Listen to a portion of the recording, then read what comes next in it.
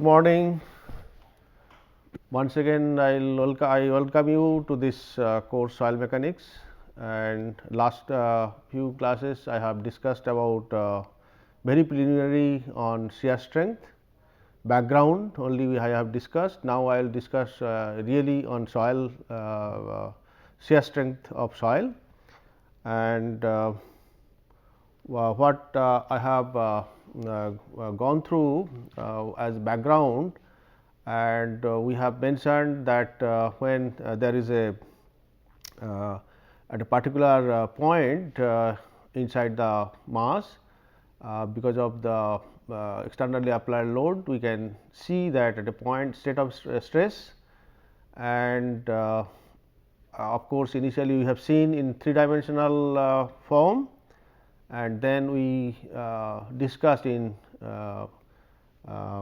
biaxial form, because this is very commonly we use for soil mechanics, though we can use in the 3-dimensional, but initial understanding with 2-dimensional biaxial problem can be handled first. And while doing that, when it is a biaxial problem, then we have seen that if you know the state of stress in that respect with x and y direction, what are the components, then we can find out also any other plane what is the normal and shear stress, and also we could find out there is a plane or orientation of a plane or a plane oriented in such a way that on that plane principal stress, maximum principal stress occur, or in some plane maximum shear stress occur, and now that also how at which angle or which plane that happens, that also we have discussed. And finally, in summary, we have seen two things, one is principal plane, another is principal stress. And what is principal plane? That is a plane that is acted upon by a normal stress only, is known as a principal plane, and in that plane obviously there is no tangential or shear stress present. Okay. And similarly, principal stress, that is a plane, first of all we have mentioned where the maximum normal stress occur, that is a principal plane, and principal stress is the normal stress acting on the principal plane is referred to as a principal stress. And at every point in a soil mass, applied stress system that exist can be resolved into 3 principal stresses that are mutually orthogonal, and the principal planes corresponding to these principal stresses are called major, intermediate and minor planes. That means, the plane on which maximum occur, that is major principal stress, the plane on which a minimum occur, that is called minor and plane on which the intermediate stress occur, that is called intermediate plane. And major, intermediate and minor planes and are so named from the consideration of the principal stresses that act upon them. That means, larger stress acting on a plane, that is major, a smaller one, that is a minor plane, and the intermediate one is the intermediate plane. The principal stresses sigma is known as the major principal stresses act on the major principal plane. Okay. Okay. So, the major principal stress sigma is known as the principal stress sigma is sigma 1 actually is known as the major principal stress acts on the major principal plane. So, there are 3. So, where sigma 1 acting, that is major, and where sigma 3 is acting, that is minor, and where sigma 2 acting, that is intermediate. Okay. So, this is the way we generally classify. Next, and you can see this one, this is the plane, this is the sigma 1, this is the major principal stress, and this is the direction of major principal stress. So, major principal plane must be perpendicular to that. So, if this is the major principal stress, then your this one will be the major principal plane. Similarly, this is the sigma 3, that is minor principal stress, and so minor principal stress will be acting perpendicular to that plane to that direction. So, minor principal stress is plane is this one. So, if the direction of stress is this, then direction of the plane will be perpendicular to that, or if the plane is defined, then normal stress will be perpendicular to that obviously. So, if I know the major principal stress, that is also normal major principal stress or major normal stress, major my principal stress, that is a normal stress. So, that means plane will be perpendicular direction. So, that is the way it is defined here. Similarly, if you have any plane here like inclined here, on that plane what is if the plane is oriented like this plane is rotated and there is a new plane suppose, then what will be the stress on this, we can calculate whatever way we have discussed previously. Now, this is the one we have shown before also, the shear strength, that is your at this point, suppose at this point what is the shear and what is the sigma, that we can find out by this equation, and obviously this is the initial form we got, but this form also can be trigonometrically simplified and it can be written as sigma x minus sigma y by 2 cos 2 theta minus tau x y sin 2 theta. So, this thing this form, this is whatever is the trigonometrically, if you simplify you will get this form also. Similarly, this is the initial form we have got by considering equilibrium. This is also another form of the sigma x plus sigma y by 2 plus sigma x minus sigma y by 2 cos 2 theta minus tau x y sin 2 theta. So, this is again trigonometrically if you simplify you will get. So, these and these, whether these or these they are same and these and these they are same, only thing is this is expressed in double angle, and we have mentioned that whatever angle we will see in the circle, on the plane actually half of that. So, this is the plane, suppose if I imagine the 2 theta, actual orientation of the plane is theta. So, that is the thing we have already learned. So, the same thing I am just will apply to the soil. So, these are the initial expression, and this is in this other important things are shown.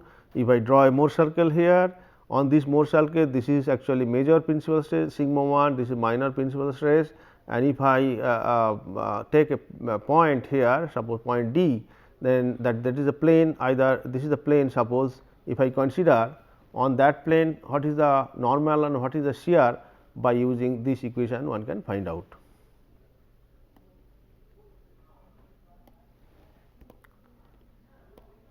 So, limit conditions, that means so you can see I have already explained this, that maximum shearing strength resistance is developed when the angle of obliquity equals its limiting value phi. So, maximum shearing resistance developed by the soil when the angle of obliquity is equal to phi. So, when this the angle, it was different angle and the circle is there, suppose, and this circle initially you will have this angle, then this angle, like that. When it will just tangential to this, that is the limiting condition, and that condition actually alpha become phi, the angle of obliquity equal to alpha f equal to alpha phi. That means, the maximum shearing resistance developed when the angle of obliquity equals its limiting value phi, and for this condition the line OD becomes a tangent to stress circle inclined at angle theta to axis OS. So, that is actually I can show you in the next one. You can see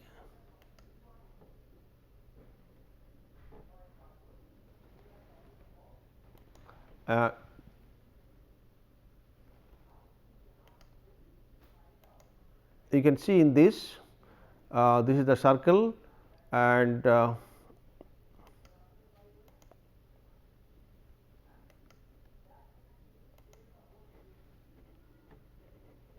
this is one thing. So, this is the circle actually, this is circle, and on that circle when this alpha will be changing and it will become tangent to this, at that point only will get the limiting value, the limiting resistance.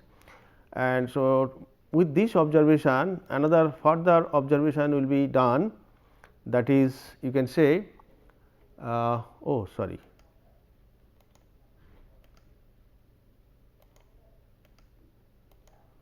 You can see that is another interesting point that arises from the figure, that the failure plane is not the plane subject to the maximum value of the shear stress. Suppose if I draw the Mohr circle here, if I draw the Mohr circle here and suppose this is the origin and maximum shear stress is occurring here, but this is tangent somewhere here. So, it is not, that is the point, interesting point that arises from the figure is that the failure plane is not the plane subjected to the maximum value of the shear stress. So, at this plane that point is not maximum shear stress, maximum stress is acting here. So, the criteria of failure is the maximum obliquity, not the maximum shear stress. So, that means the how much oriented or rotation or orientation of the angle that plane, that is important than the maximum value of shear stress. They are of course quite close, but not really to the maximum value.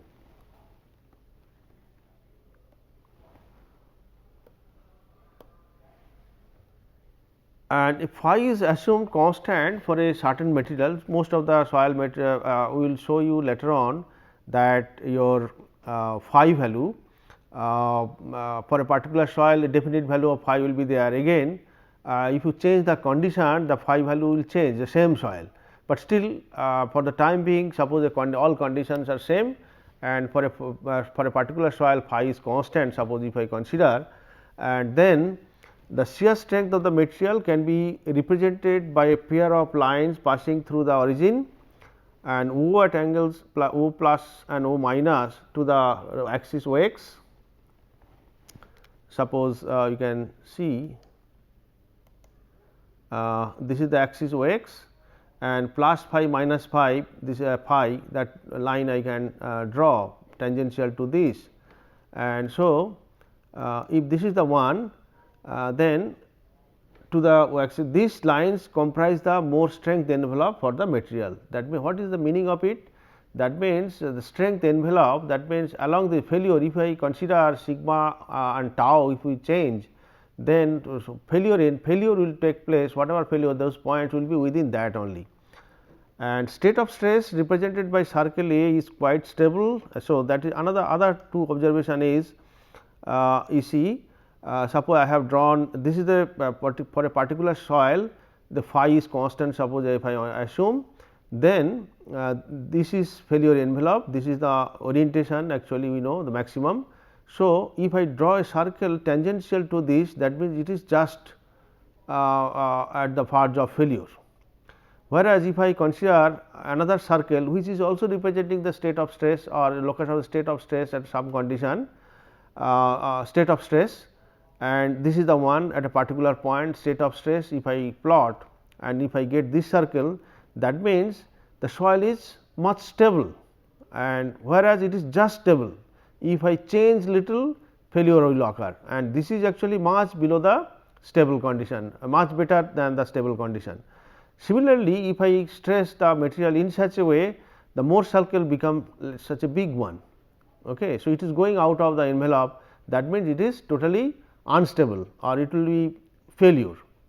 So, that means to have the soil a stable condition, that in Mohr circle should be within this envelope. That means, if I draw from the origin with plus phi and minus phi two lines, the circle should be within that two envelope.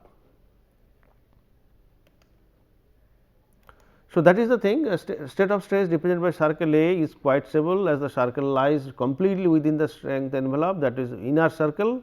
Circle B is a tangential to the strength envelope and represent the condition of incipient failure, that means middle one which is tangent, and the circle C cannot exist as it is beyond the strength envelope. So, that means that is failure. So, this one is a failure, this is just verge of failure and this is a very stable condition.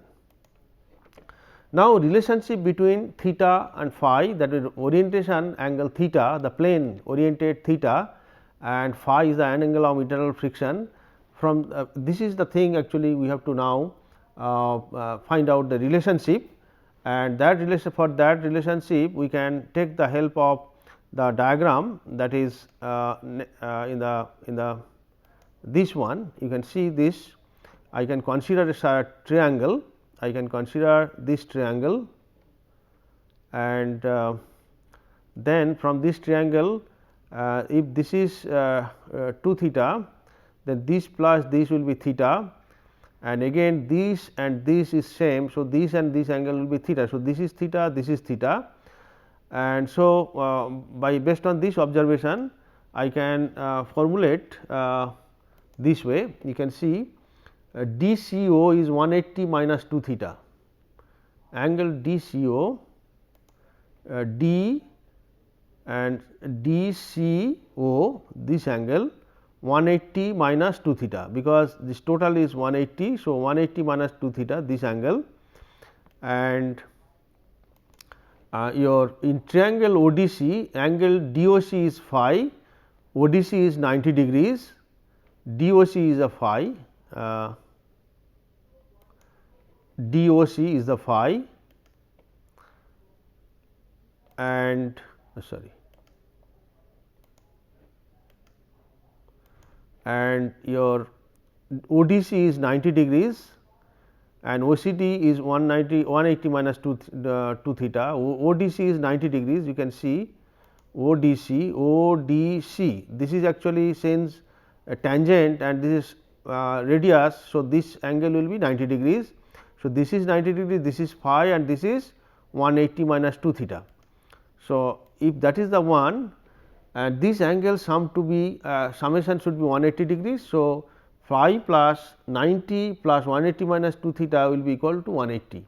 Is okay? 3 angles of a circle of a triangle, if you add, then it become 180 degrees, and that 180 degrees, and we have seen 3 angles, one is phi, another is 90 and another is 180 minus 2 theta.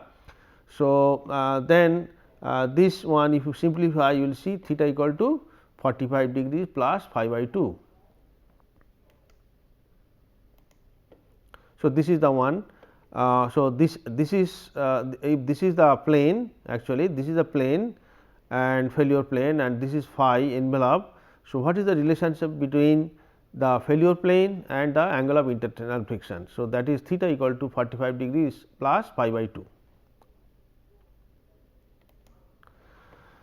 Now, we have discussed about shear strength, and we see that one is actually phi, angle of internal friction. We have that phi we have discussed, and now it is a cohesion.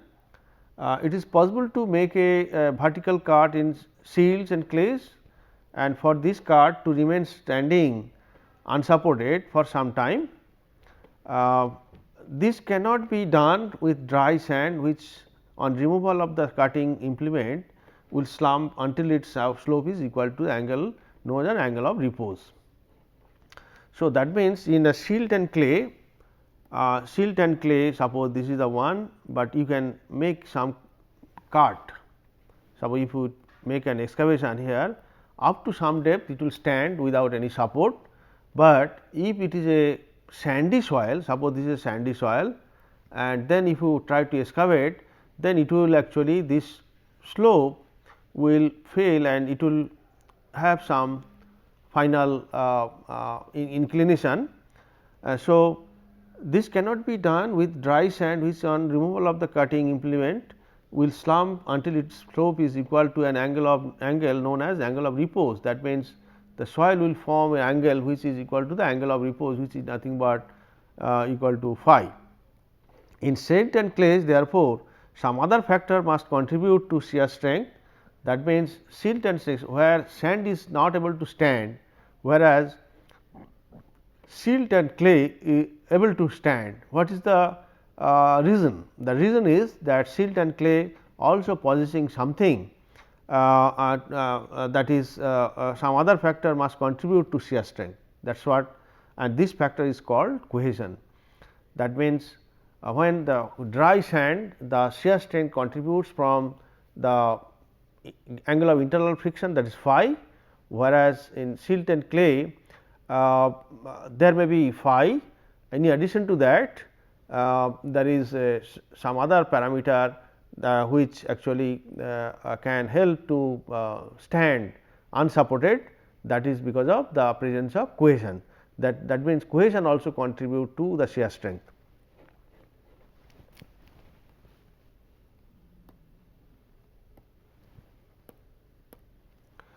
Now, you can see that shear strength, this is actually, if I plot, this is as a sigma.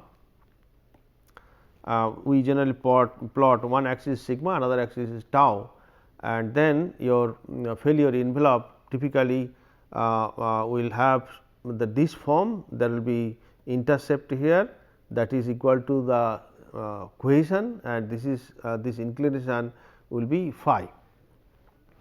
And obviously, this the C and phi if you have, then it will have a definite equation and shear strength equation, and that shear strength equation can be written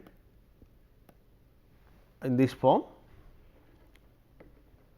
It can be seen that the shear resistance offered by a particular soil is made of the two components of friction and cohesion. That means, as I have mentioned, that some soil may contain or may possess only the friction, some soil also may possess only cohesion, and most soil actually may possess actually both the component actually cohesion and friction. So, that means, total shear strength will be coming from the contribution of both shear, friction and cohesion. So, that is the one, that two components of friction and cohesion, and frictional resistance does not have a constant value, but varies with the value of normal stress acting on the shear plane, whereas cohesive resistance has a constant value which is independent of normal stress. That means, because of this shearing resistance from friction, it depends on the normal stress. If the normal stress is more, the shearing resistance will be more, normal stress is less, shearing resistance is less, whereas shear resistance contribution from cohesion is constant independent of any normal stress. So, because of that, we can finally write the expression tau shear strength of soil at any point will be equal to C plus sigma tan phi, where tau f is the shear strength at failure and C is the cohesion and phi is the normal stress, and phi sigma is the normal stress and phi is the angle of shearing resistance or angle of internal friction. So, now there are three typical thing can be there when particular soil C equal to 0, that is sand. In that case, your tau will be equal to sigma tan phi, and another soil can have phi equal to 0, that means clay. For that, tau will be equal to C only, and if the soil possesses both, that means phi and C, then this is the general equation for shear strength.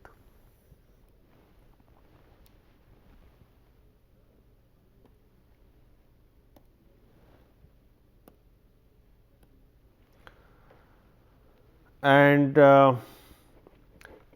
shear strength depends upon effective stress and not on the total stress. So, I have discussed again the total stress, effective stress, and that time I have mentioned that the effective stress is very important, particularly because the shear strength depends on very much on effective stress only, and coulombs actually more coulombs equation therefore modified, that whatever equation we have given before, that is more coulomb equation of shear strength tau equal to C plus sigma tan phi, that can be modified in terms of effective stress parameter, that tau equal to C prime plus sigma prime tan phi prime. So, these are all called C dash is called the effective, C dash and phi dash is called effective stress parameter, and phi dash is the sigma dash is the effective stress acting at the point where we are calculating the shear strength. Now, we can see we can see a general form of shear strength Mohr circle I can take, and in this Mohr circle you can see that the suppose failure envelope is this one is the failure envelope, which is having a phi and there is a value of C, and based on this, and this will be sigma 3 and this will be sigma 1. Now, we can relate this sigma 1, sigma 3, phi and C geometrically. So, let us consider this one, and I will see that in the next slide. This is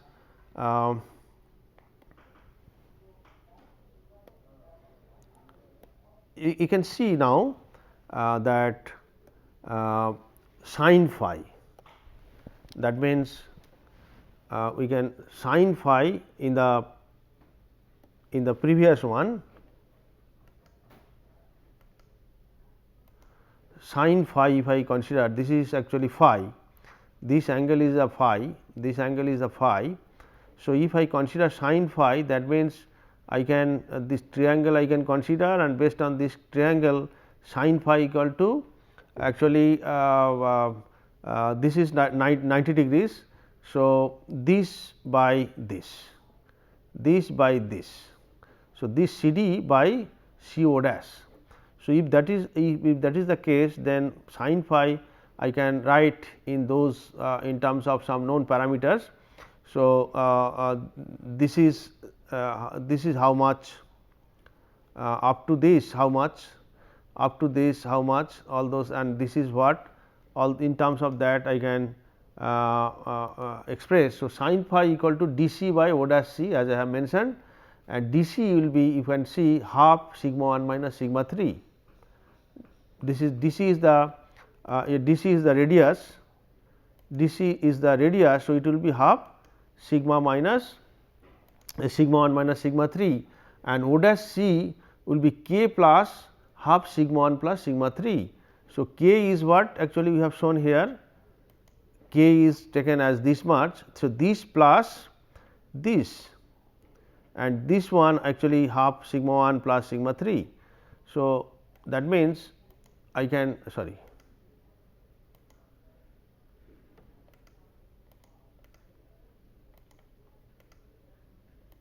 So, half sigma 1 minus sigma 3 I have done half sigma 1 minus sigma 3 and k plus half sigma 1 plus sigma 3. This is the sin phi if I express in this form it comes. So, if I simplify, then it becomes sigma 1 minus sigma 3 by 2 k plus sigma 1 plus sigma 3. Then if I take in terms of sigma 1 minus sigma 3, which is known, suppose sigma 1 minus sigma 3, if I express sigma 1 minus sigma 3, that will come 2 k sin phi plus sigma 1 plus sigma 3 sin phi. And if I go back to the previous figure, then we will see that k which we have noted that is actually c cot phi. Suppose this is the diagram, and so this is the k actually, and this is actually phi, and this is actually c. And so, from here I can write k equal to c cot phi, k equal to c cot phi. Okay. So, this is the k. So, this k actually c cot phi. If I substitute c cot phi in this equation, then sigma 1 minus sigma 3 become 2 c cos phi plus sigma 1 plus sigma 3 sin phi. So, this is a very generalized expression of in terms of relating sigma 1, sigma 3 and phi of the soil. So, and this when I have written this equation in terms of actually total stress. Similarly, the equation can be expressed in terms of either normal stress as given above, or in terms of effective stress as given below. That means, we can express the in either total stress form, that is the one which without prime. So, this is the equation, and if I express in terms of effective stress form, then I will get this is the equation. So, now So, these two important expression sometime will be useful. As I have mentioned in the beginning that there are a number of field and laboratory tests available, and from the test from the we apply certain amount of normal stress, and then we apply we shear the soil, and then at the time of shearing what is the stress we can find out, and then if we have those values and based on those values we have to find out the shear strength parameters C and phi. So, we measure generally these and sigma 1 and sigma 3 during test suppose, and then if I do at least 2 tests, then I can express this equation. Suppose one is sigma 1 1 and another is sigma 1 3, that is one set, and based on that I will get this equation in terms of C and phi. But since C and phi will not change, the same soil we are testing identical sample, again I will suppose another test I will do sigma 1 2 sigma 2 2 sorry sigma 1 2 and sigma this is 3 1 suppose 1 1 3 1 and this is 3 2. So, this is another set, the same equation I in terms of this I can express since C and phi will unchanged. So, from the two equations by solving I can find out C and phi. So, this is the way actually this is what actually as I have mentioned before that we need some theoretical background along with the experimental data to understand the shear strength. So, that is the one application that whatever we have found out now relationship between C and phi and C phi and the normal stresses, the major and minor normal stresses, whatever relation we have got, and experimentally if we get some data correlating them, we can find out the value of C and phi of the soil. With this I will stop here and I will take next. Thank you.